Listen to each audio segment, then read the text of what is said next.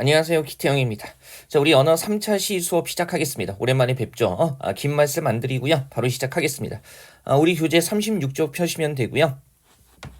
계속 이제 형태론 부분 하고 있죠. 형태론 말 그대로 이제 단어 관련 부분인데 여기서 또 물어보는 포인트가 단어가 형성되는 방식입니다. 그래서 기본적으로 파생어, 합성어라는 개념 알고요. 이 두 가지를 구분할 수 있어야 합니다. 먼저 이 개념 접근하기 위해서요. 어근과 접사라는 개념을 아셔야 되는데 항상 우리가 이제 어근과 접사 얘기를 하면 뭐 어간, 어미, 어근, 접사 이런 용어를 때문에 조금 헷갈리시는데 복잡하게 연결하실 필요 없고요. 우리 왜 어간과 어미라는 것은 그죠? 어간과 어미라는 것은 단어의 형태를 활용할 때, 그죠? 그래서 활용할 때 변하지 않는 부분과 변하는 부분을 얘기하는 거고, 어근과 접사라는 것은 말 그대로 단어 형성 방식을 얘기할 때 쓰는 용어, 이렇게 딱 그냥 구별하시면 돼요. 그래서 말 그대로 이제 어근이라는 개념 먼저 보시면 단어를 형성할 때 실질적인 의미를 나타내는 중심 부분을 어근이라고 이야기를 합니다. 말 그대로 단어의 뿌리가 되는 부분이겠죠. 실질적인 의미를 나타내는 부분. 우리가 앞에서 배웠던 어근은요. 실질 형태소하고요. 그 범주가 일치합니다. 다만 이제 문법 형태소, 형식 형태소라는 것이 접사하고 범주가 일치하는 건 아니기 때문에 범주는 실질 형태소와 일치하지만 우리가 단어 형성에 관련해서 얘기할 때는 어근이라고 부르는 거고요. 다만 살짝 조심해야 되는 게 뭐냐면 우리 왜 실질 형태소 범주에 어떤 게 있었나요? 그죠? 예, 어간 범주가 있었죠. 그래서 먹다의 먹 같은 경우는 활용할 때는 우리가 어간이라고 얘기를 하고요. 그 다음에 바로 이러한 어간 부분이 단어를 형성할 때는 동시에 뭐가 되는 거예요? 어근이 되는 거죠. 그죠? 그래서 먹다의 먹은 어간이면서 그 다음에 단어 형성할 때는 어근이 된다. 이렇게 생각하시면 되겠습니다. 자, 그다음에 접사 개념 한번 보시면 얘는 뭐냐면 단어 형성할 때 어근에 붙어서 뜻을 제한하는 주변 부분이에요. 그러면 이게 제한한다. 그죠? 뭐 한정한다 이런 얘기인데 우리가 이제 접사를 단순히 뜻을 더하는 부분 이렇게 이해하지 않는 이유는 뭐냐면 이런 거예요. 날고기라는 거 우리가 무슨 뜻인지는 알죠. 얘는 크게 둘로 나누면 어떻게 나누나요? 예, 날과 고기 이렇게 나눌 수가 있고요. 이런 거죠. 그냥 고기라고 얘기를 하게 되면 우리가 알고 있는 고기류 전체를 얘기를 하는 건데 이때 날이라는 말이 붙게 되면 보통의 고기를 중에서 특별히 익히지 않은 고기라는 범주로 한정이 되는 거죠. 그래서 우리가 접사라는 걸 단순히 뜻을 더하는 부분 이렇게 얘기를 하진 않고요. 어근에 붙어서 그 뜻을 제한하는 주변 부분이라고 이야기를 해요. 그다음에 두 번째 것도 보세요. 구경꾼 같은 경우에 우리가 어떻게 나눌 수 있죠? 구경과 꾼 이렇게 나눌 수가 있는데 이런 거죠. 구경 그냥 얘기하게 되면 구경과 관련된 상당히 많은 범주를 얘기하는 건데 거기에 꾼이라는 말이 붙으면 구경과 관련된 수많은 범주 중에 특히 구경하는 사람이라는 그 뜻으로 한정이 되는 겁니다. 그죠? 접사 얘기는 뭔지 아시겠죠? 다만 접사 같은 경우는요 우리가 특별히 종류를 외울 필요는 없고요. 단어 크게 둘로 나눴을 때 이런 거죠. 접사는 혼자 쓰일 수 있어요, 없어요? 언제나 어근에 붙어서 그 뜻을 제한하기 때문에 접사 자체로는 혼자서 한 단어로 쓰일 수가 없다는 것. 즉 문장을 구성할 때 접사만으로는 문장의 구성 요소인 단어가 될 수가 없다라는 거. 그죠? 홀로 쓰일 수 없다라는 거 이거 잘 기억하셔야 되고요. 특별히 접사의 종류를 외우시진 않아도 돼요. 우리 이따가 해볼 거지만 그다음에 살짝 조심해야 되는 건 뭐냐면 용언의 어감 같은 경우는 혼자 단어가 될 수는 없지만 실질 형태소기 때문에 여기죠. 용언의 어감 같은 경우는 어근이 된다. 이것만 좀 조심하시면 될 겁니다. 자, 그다음에 이렇게 이제 어근과 접사가 결합하는 양상에 따라서 단일어, 복합어 이렇게 나누는데요. 말 그대로 단일어 같은 경우는 뭐겠어요? 단일이라는 말 자체가 하나라는 뜻이니까 하나의 어근만으로 이루어진 단어를 우리가 단일어라고 이야기를 합니다. 그래서 밤, 나무 이런 거 더 나눌 수 없죠. 그다음에 막다 이거 보세요. 막다의 막 같은 어감 부분은 이게 뭐가 된다고 했어요? 어근이 된다고 했고요. 그 다음에 다 같은 경우는 우리가 어미라고 얘기를 하지만 어미는 기능에 따라서 그죠 형태만 달리하는 요소일 뿐이고요. 얘는 특별히 단어를 만드는 데 기여를 하지 않습니다. 그래서 막다 같은 경우도 말기라는 어근 하나로 이루어진 단일어가 되는 거예요. 자, 그다음에 복합어 개념 한번 보시면 복합이라는 말 자체가 여러 가지가 결합되어 있다는 얘기죠. 그래서 방금 했던 게 뭐예요? 어근하고 접사니까 어근과 접사 혹은 접사끼리는 홀로 한 단어를 형성할 수가 없죠. 그래서 이제 어근에 접사 붙거나 어근끼리 결합한 단어를 우리가 복합어라고 이야기를 하고요. 그중에서 파생어 같은 경우는 그죠? 예, 어근에 뭐가 붙은 말들, 접사가 붙은 말들을 파생어라고 이야기를 해요. 그래서 접사가 어근의 앞쪽에 붙게 되면 머리 두자 써서 접두사라고 하고요. 접사가 어근에 이렇게 뒤에 붙게 되면 꼬리 밑자 써서 접미사라고 이야기를 합니다. 그죠? 뭐 햇밤 나무꾼 했을 때 밤에 붙은 햇 당해의 난 이런 의미죠. 접두사고요. 그 다음에 나무꾼 했을 때 뭡니까? 이건 접미사가 되는 거예요. 어렵지는 않죠. 그 다음에 합성어라는 건 뭐냐면 어근끼리 결합한 걸 합성어라고 얘기를 해요. 이를테면 밤나무는 밤 더하기 나무, 손발은 손 더하기 발인데요. 밤도 하나의 실질 형태소로 어근이 되고요. 나무도 어근이 되죠. 그래서 합성어고요. 손도 어근, 발도 어근이기 때문에 합성어가 되는 겁니다. 자, 보죠. 이제 여기서 필요한 게 뭐라고 했어요? 파생어하고 합성어 구분이라고 했죠. 그래서 이런 거예요. 단어를 크게 두 부분으로 나누었을 때, 그죠? 둘 중 한 부분이 용언의 어간이 아니면서, 왜 이거 중요하죠? 우리 어간 부분은 말 그대로 단어 형성할 때는 어근이 되기 때문이죠. 그래서 용언의 어간이 아니면서 문장에서 홀로 한 단어로 쓰이지 못하면 접사인 거예요. 그래서 그것이 포함된 단어는 파생어 이렇게 얘기할 수가 있겠죠. 이를테면 이거 어떻게 나눌 수 있어요? 그죠? 날과 고기 방금 했잖아요. 그죠? 그래서 고기는 한 단어로 쓰이지만 그죠? 날고기를 익혀 먹어야 한다. 이렇게 한 단어로 쓰이지만 날이라는 것 자체는 한 단어로 쓰이지 못해요. 문장에서 날만으로 단어가 구성되지는 않죠. 그래서 날은 접사가 되는 거고 얘는 따라서 뭐가 되는 겁니까? 파생어가 되는 거죠. 그 다음에 검푸르다 같은 경우에 얘는 뭐하고 뭐가 결합한 말이에요? 검다의 검과 푸르다가 결합한 말인데 검다의 검이라는 것은 어간으로 뭐가 되죠? 어근이 되기 때문에 검푸르다는 어근과 어근이 결합한 뭐가 합성어가 되는 겁니다. 이렇게 원리로 충분히 접근할 수 있고요. 접사의 세부적인 의미가 필요하다면 문제 푸는데 이건 제시문으로 주니까 너무 걱정하지 마세요. 자, 바로 확인 문제 한번 보죠. 보기에 제시된 단어들과 단어 형성 원리가 같은 거. 단어 형성 원리라는 말이 나오면 당연히 뭐 생각해야 돼요? 파생어, 합성어 생각해야 되고요. 물론 이게 시험에 나오면 어근과 접사라는 개념에 대한 제시문을 줍니다. 걱정하지 마시고 나눌 수 있죠? 보기 보세요. 개와 살구, 헛과 웃음, 낚시와 질, 그 다음에 지우다의 지우와 개 이렇게 되는 건데 지금 보면 여기 붙은 개나 헛은 홀로 한 단어로 쓰이지 않고요. 어간도 아닙니다. 그 다음에 낚시대의 질과 그 다음에 개 같은 경우도요. 그죠? 어감이 좀 안 좋네요. 이런 개 같은 경우도 할수록 이상하네요. 자, 홀로 쓰이지 않기 때문에 접사가 되는 거죠. 접두사가 붙은 거, 접미사가 붙은 거 이거 다 뭐가 되는 거예요? 파생어죠. 자, 그럼 우리가 1번부터 접근해 보면요. 건어물은 어떻게 나눌 수 있나요? 건과 어물 이렇게 나눌 수가 있는데 어물은 한 단어로 쓰지만 건은 한 단어로 쓸 수가 없죠. 말린 이런 의미가 되는 건데 죄송합니다. 날씨가 추워가지고. 자, 그래서 얘는 뭐가 되는 거예요? 파생어고요. 그 다음에 금지곡은 금지와 곡 해가지고요. 그죠? 금지 한 단어 되고요. 그 다음에 곡, 뭐 곡이 좋다. 얼마든지 한 단어로 쓰기 때문에 어근끼리 결합한 합성어가 되는 거고요. 그 다음에 한자음 같은 경우에 한자와 이렇게 나뉘는데 그죠? 어때요? 같은 경우도요. 뭐 음이 높다 이런 식으로 얼마든지 씁니다. 그래서 어근과 어근 결합한 합성어고요. 그 다음에 핵폭발이라고 했을 때 당연히 한 단어로 쓰고요. 핵을 개발하다, 핵으로 위협하다. 뭐 정은이가 잘하는 거죠. 그래서 이런 것도 어근이 되는 겁니다. 합성어 되겠죠? 그래서 정답은 1번입니다. 그죠? 접사 파악하는 것만 잘 하시면요. 파생어와 합성어 구분하는 건 그렇게 크게 복잡하지는 않습니다. 자, 그 다음에 가보죠. 우리 38쪽에 보시면 이제 단어 형성 방식과 관련해 가지고요. 이번에 출제기조 전환 1차 예시 문제에 나온 거기도 하죠. 그래서 통사적, 비통사적 합성어를 구분하는 거 이런 것들이 또 출제가 됩니다. 자, 일단 우리가 용어 먼저 정돈하셔야 되는데요. 통사적 합성어라는 것은 어근이나 단어가 연결되는 방식이 우리말 문장의 일반적인 단어 배열법과 일치하는 거 이야기를 하는 겁니다. 보세요.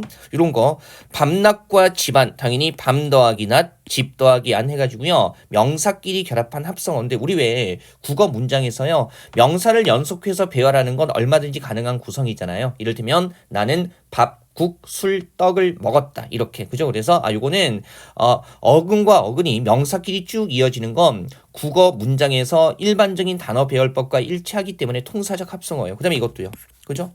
관형사가 명사를 꾸미는 거고 얘하고 얘는 바람이 나다 철이 들다라고 해가지고요. 주어 서술어 관계로 되어 있는 거죠. 물론 조사가 직접 보이지 않지만 국어 문장에서 문법적인 의미가 명확할 때는요. 주격 조사나 목적격 조사는 흔히 생략되기도 해요. 그래서 조사 없이 바람이 나다 철이 들다 이런 구조로 되어 있는 것도요. 우리말 문장의 단어 배열법과 일치하는 거죠. 그 다음에 본을 받다 애를 쓰다 목적어 서술어도 마찬가지고요. 그 다음에 남과 다르다 그만두다 해가지고 부사가 용언을 꾸미는 형태. 그리고 이거 보세요. 어린이나 큰 집 같은 경우는 이런 거죠. 얘는 어리다의 어리에다가 관형사형 어미 니은 붙어서 우리 왜 관형사형 어미 붙은 말 뒤에는 항상 체언이 오죠. 그 다음에 큰 집 같은 경우도 크다의 크에다가 우리 앞에서 배웠어요. 관형사형 어미 붙은 말 뒤에 명사가 나왔기 때문에 이런 구성도 우리말 문장의 단어 배열법과 일치하는 겁니다. 그 다음에 보세요. 돌아가다와 찾아보다 같은 경우는요. 돌다와 가다, 찾다와 보다가 결합한 말인데 우리 왜 두 개의 용언이 구성될 때 중간에 아나 어 같은 것들이 들어가가지고요. 두 개의 용언을 이어주잖아요. 그래서 이런 것들 한번 확인하시면 되고요. 여기는 둘 다 아만 들어간 거 나와 있는데 우리 들다와 가다 같은 경우에 어 붙어서 들어가다 이렇게 되는 거죠. 뭐 어렵지는 않아요. 그리고 분석해보면 충분히 어떤 의미로 연결되는지 확인할 수 있는 범주이기 때문에 어렵지 않고요. 그다음에 비통사적 합성어는 반대겠죠. 그러면 어근이나 단어가 연결되는 방식이 안일 비자 붙었으니까 그죠? 우리말 문장의 일반적인 단어 배열법과 일치하지 않는 거 이런 거 얘기하는 겁니다. 이를테면 늦잠이나 접칼 같은 경우에 얘는 어때요?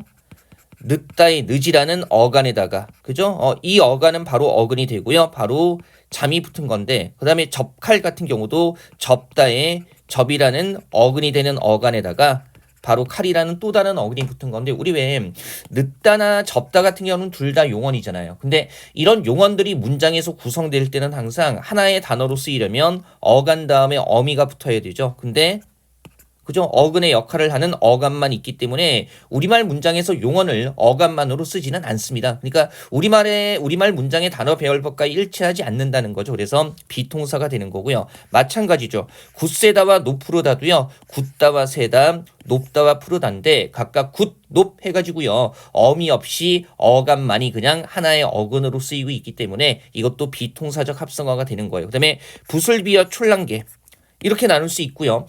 우리 부슬이나 출랑은 둘 다 부사인데요. 국어 문장에서 부사는 기본적으로 용언 꾸미는 거거든요. 그래서 체언 꾸미는 것은 일반적인 쓰임이 아닙니다. 체언 꾸미는 건 뭐예요? 관형사니까. 그죠? 그래서 이것도 비통사가 되고요. 한두나 선어 같은 경우에 이거 각각 관형사끼리의 결합으로 되어 있는데요. 국어 문장에서 항상 관형사가 앞에 나오면 뒤에 뭐가 나와야 돼요? 체언이 뒤에 나오기 때문에 관형사 뒤에 또 다른 관형사가 나오는 것도 우리말 문장의 일반적인 단어 배열법과 일치하지 않습니다. 따라서 이것도 뭐가 되는 거예요? 비통사적 합성어가 되는 거죠. 자, 어렵지는 않고요. 다만 우리가 통사적 합성어의 패턴을 외우는 게 아니라 패턴은요. 어근의 연결관계를 의미적으로 연상해 보면 이게 뭐 주어 서술어 관계로 되어 있는지 명사끼리 되어 있는지 파악하는 건 어렵지는 않고요. 외울 범주 얘는 외워두면 좋기는 해요.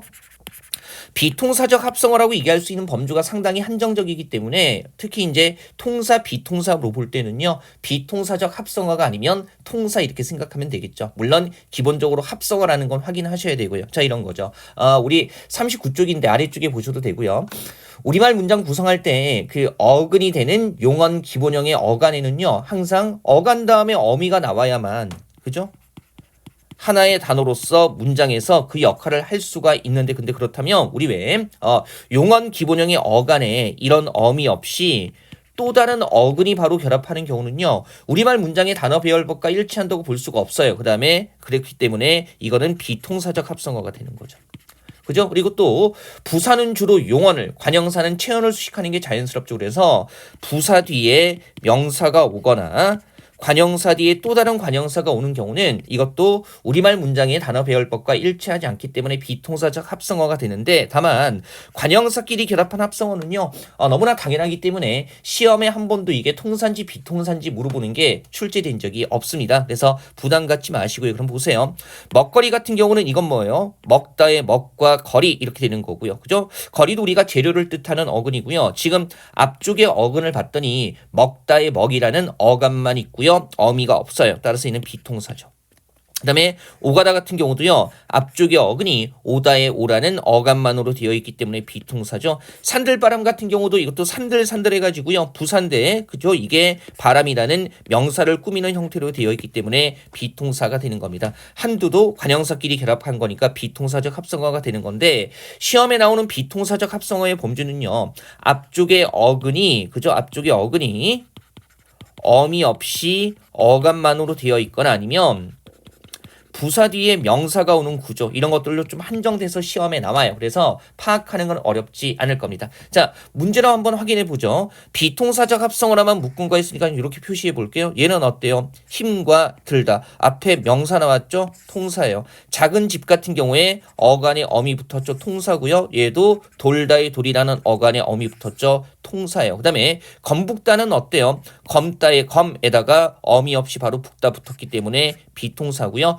굿세다도요. 굿다의 굿이라는 어근이 되는 어간에다가 어미 없이 바로 세다 붙었기 때문에 비동사고요. 밤낮은 명사끼리 결합한 건데 얘는 통사가 되겠네요. 비동사적 합성어 구조 두 개 외웠던 거에 포함되지 않죠. 그다음에 3번의 부슬비 뭡니까 이거? 지금 부사 뒤에 명사 붙은 거고요. 늦더위 늦다의 늦이라는 그저 어간 다음에 어미 없이 바로 어근 붙은 거고요. 굶주리다 같은 경우는 굶다의 굶이라는 어간에다가 바로 줄이다 붙은 거니까 3번이다. 비동사적 합성어가 되는 거죠. 이건 굉장히 편해요.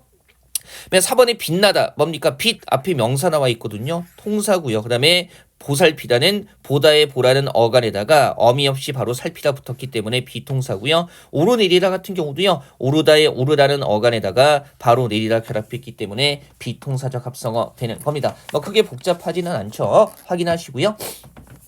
40쪽에 보시면 여기부터 이제 성분 들어가는데 성분 구분하는 건 크게 어렵지 않으니까 이건 가볍게 점검하고 가죠. 자, 기본적으로 이제 문장 성분을 구분하는 거 나오고요. 이게 시험에 나올 때도요. 역시 제시문 형태로 문장 성분의 그 기본적인 개념, 그다음에 종류 이런 것들을 다 설명을 해줍니다. 그걸 사례에 적용해가지고 문장 성분을 끌어낼 수 있으면 되는 거죠.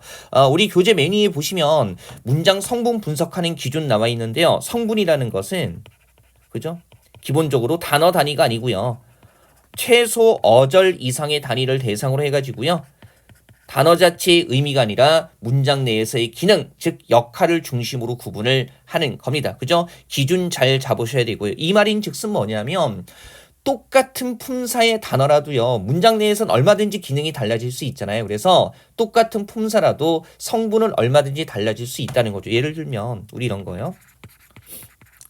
하늘이 푸르다의 이 품사는 뭡니까? 얘는 뭐예요? 당연히 형용사죠. 그리고 푸른 하늘 했을 때 이 푸른의 품사는 뭐예요? 푸르다를 푸른이라고 활용했을 뿐이니까 형용사예요. 관형사 이러면 큰일 나요. 그죠? 단어 자체의 의미는 여전히 뭡니까? 색깔이라는 하나의 상태를 나타내는 거예요. 다만 우리가 푸르다 이렇게 쓰게 되면 그죠? 요 단위로 봤을 때 이 문장 전체에서 하늘이를 풀이해주는 서술어가 되는 거고요. 이때는 하늘을 꾸미는 형용사지만 관형어가 되는 겁니다. 그래서 우리가 왜 그죠? 관형사와 그 다음에 용언의 활용형이 체온을 꾸미는 거 품사 구분하는 거 했었잖아요. 그거 다시 한번 확인해 주시고요. 자, 문장 성분은 크게 7개인데요. 크게 주성분과 부속성분과 독립성분으로 나눕니다. 우리 교재에서 확인하시고요. 주성분은 문장에서 핵심적인 역할을 하는 거예요. 그래서 주어는 누가 무엇이 개나리가 하늘이 영수는 어렵지 않죠. 주어가 되는 거고요. 그 다음에 서술어 같은 경우는요. 말 그대로 풀이하는 기능을 하는 성분입니다. 그래서 움직임 풀이하면 어찌한다. 성질 상태 풀이하면 어떠하다. 그 다음에 우리 체언에 서술격 조사이다가 붙어서 무엇이다. 이런 식으로 풀이를 하게 되는 거죠. 그래서 핀다. 어찌한다라고 풀이해 주는 거고요. 춥다, 어떠하다라고 풀이해 주는 거고요. 그 다음에 선생님이다, 무엇이다의 형태로 풀이해 주는 서술어 되겠습니다. 그 다음에 목적어는요. 서술어의 대상이 되는 건데 의미상 주로 무엇을, 누구를 이런 식으로 그죠? 이런 식의 기능을 하는 거예요. 그래서 밥을 먹는다, 너를 좋아해. 성분은 어렵지는 않죠. 물론 그냥 밥 먹는다라고 써도요. 밥을 이런 식으로 해석이 되면서 먹는다의 대상이 되기 때문에 목적어 되는 거고요. 그는 너 좋아해 해도 마찬가지죠. 그 다음에 보호라는 것은요. 보충해 준다는 뜻이에요. 보충해주는 성분이라는 건데 이런 거죠. 우리 서술어 쪽에 되다와 아니다가 서술어로 나오게 되면 주어 말고도 누가 무엇이 해당하는 성분이 필요해요. 그래서 이를테면 이제는 계절이 봄이 되었다라고 했을 때 만약에 봄이가 없으면 그저 이제는 계절이 되었다. 의미 전달이 충분치 않죠. 그래서 계절이라는 주어 외에 봄이가 들어가 가지고요. 되다 의미를 보충해 주는데 이걸 보어라고 합니다. 주어하고 형태가 유사하게 나타나기 때문에 조심하셔야 돼요. 되다 아니다 앞에 나오면 보어예요. 그다음에 마찬가지 고래는 물고기가 아니라라고 했을 때 뭐죠? 고래는 주어고요. 그다음에 물고기가가 아니다 앞에서 보충해 주기 때문에 얘는 주어가 아니라 보어가 되는 겁니다. 자, 그다음에 부속 성분은요. 주로 꾸미는 역할을 하는 거예요. 그래서 성분은 되게 쉬워요. 관형어는 원래 단어의 품사가 무엇이든 상관없이요. 무조건 체언을 수식하면 체언을 꾸미면 관형어입니다.